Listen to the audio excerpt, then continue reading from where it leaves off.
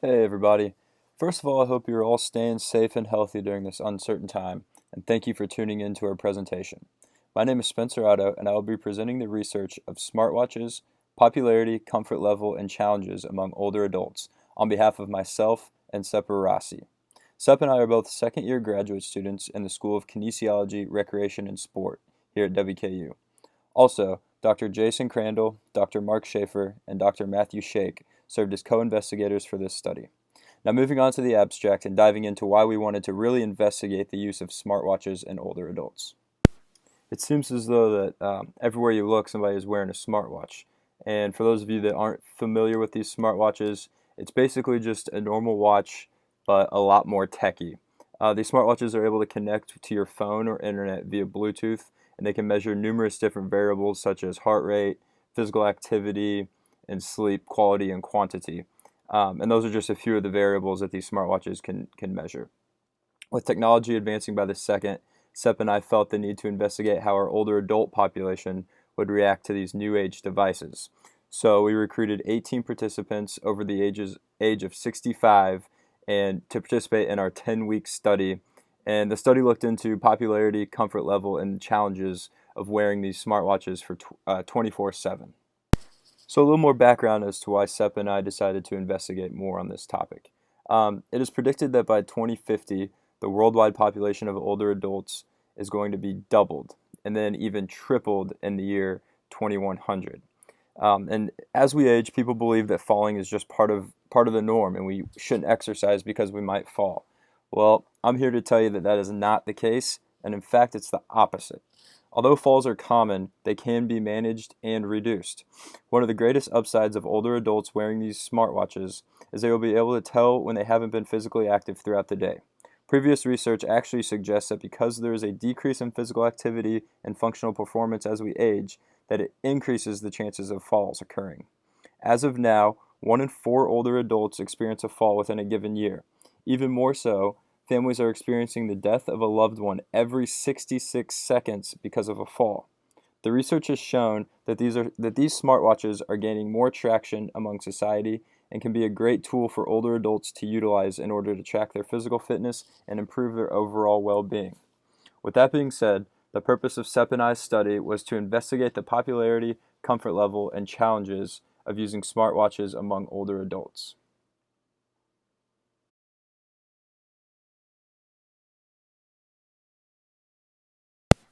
All right, so moving on to our methods.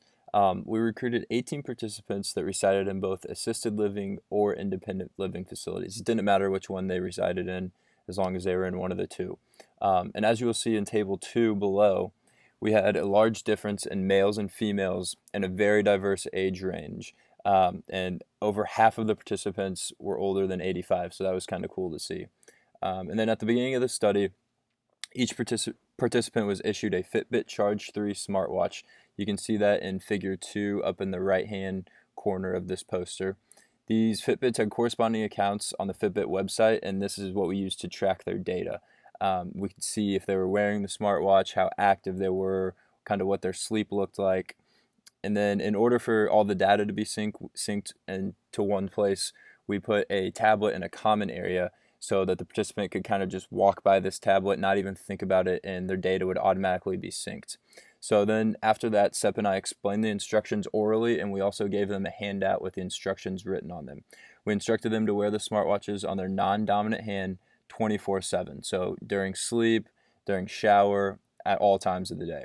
And then at the end of each week, Sep and I would visit the facility to change the smartwatches with a freshly charged watch and to log on to their new account. And we also were there to kind of check in and see everything was running smoothly and to answer any questions they had. And then lastly, on the final day of the study, we administered a questionnaire about the smartwatches. And if you can scroll down or look down at Table 2 in our methods section, you can kind of see an example of the few of the questions that were on that questionnaire. All right, so for the results, I can keep this one short and sweet because we were pretty pleased with our results. It turns out that everyone wore their devices 24/7 and reported that they were pretty comfortable.